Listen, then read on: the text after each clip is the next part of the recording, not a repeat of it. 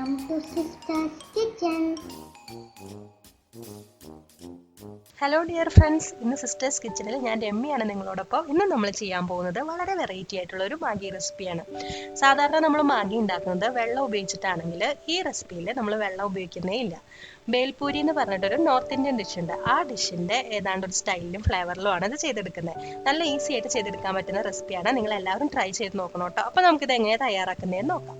അപ്പോൾ ഈ Maggi recipe ഉണ്ടാക്കാൻ വേണ്ടിയിട്ട് ഞാനിവിടെ ഒരു പാൻ അടുപ്പത്ത് വെച്ച് ചൂടാക്കിയിട്ട് ഒരു 2 ടീസ്പൂൺ എണ്ണ ആഡ് ചെയ്ത് കൊടുത്തിട്ടുണ്ട് കേട്ടോ. പിന്നെ ഞാൻ ഇതാക്കി കണ്ടോ, മാഗി ഇതേപോലെ ചെറുതായിട്ട് കൈകൊണ്ട് തന്നെ ഇങ്ങനെ പൊടിച്ചെടുത്തിട്ടുണ്ട്. അപ്പോൾ അതും കൂടെ ചേർത്ത് കൊടുക്കുക. ഞാനിവിടെ 3 ചെറിയ പാക്കറ്റ് മാഗിയാണ് എടുത്തിട്ടുള്ളത്. ഇനി നന്നായിട്ടൊന്ന് ഫ്രൈ ചെയ്യണം. അത് ചെറുതായിട്ടൊന്ന് നിറം മാറി വന്നിട്ടുണ്ട്. ഇനി നമുക്ക് ഇതിൻ്റെ നടുക്കിൽ കുറച്ച് സ്പേസ് ഉണ്ടാക്കിയിട്ട് കുറച്ച് മസാലപ്പൊടികൾ ചേർത്ത് കൊടുക്കാം കേട്ടോ. നമുക്കിതിലേക്കൊരു 1 ടീസ്പൂൺ മുളക് പൊടി ചേർക്കാം. ഇനി നമുക്കിതിലേക്കൊരു 1/4 ടീസ്പൂൺ ജീരകം വറുത്ത് പൊടിച്ച് ചേർത്ത് കൊടുക്കാം.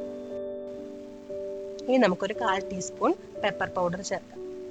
ഇനി ഇതെല്ലാം കൂടെ നന്നായിട്ട് മിക്സ് ചെയ്ത് യോജിപ്പിക്കാം. അപ്പോൾ എല്ലാം മിക്സായി വന്നിട്ടുണ്ട്.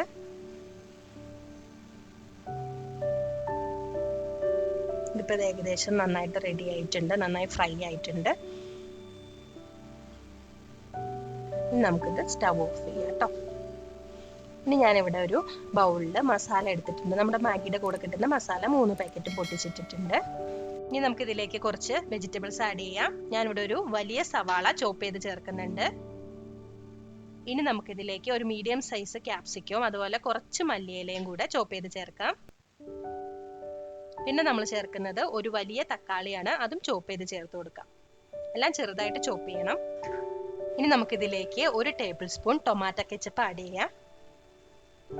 ഇനി ഫൈനലായിട്ട് നമുക്ക് 1 ടീസ്പൂൺ ലെമൺ ജ്യൂസ് കൂടി ആഡ് ചെയ്യാം. ലെമൺ ജ്യൂസിന് പകരമായിട്ട് നമുക്ക് ഡ്രൈ മാംഗോ പൗഡർ ഉണ്ടെങ്കിൽ യൂസ് ചെയ്യാം, അതാണ് ഒന്നുകൂടെ നല്ലത്. അപ്പം എൻ്റെ അടുത്ത് ഉണ്ടായിരുന്നില്ല, അതുകൊണ്ട് ലെമൺ ജ്യൂസാണ് യൂസ് ചെയ്യുന്നത്. ഇതെല്ലാം കൂടെ നന്നായിട്ടൊന്ന് മിക്സ് ചെയ്തെടുക്കാം. നമ്മുടെ മാഗി മസാലയും വെജിറ്റബിളും കൂടി ചേർന്നിട്ടുള്ള മിക്സ് റെഡി ആയിട്ടുണ്ട്.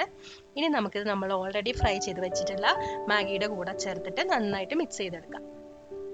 ഉപ്പൊന്നും പ്രത്യേകം ചേർക്കേണ്ട കാര്യമില്ല. നമ്മൾ ഓൾറെഡി മാഗിയിൽ ഉപ്പിട്ട് അതുപോലെ തന്നെ ടൊമാറ്റോ കെച്ചപ്പിൽ ഉപ്പുള്ളതാണ്.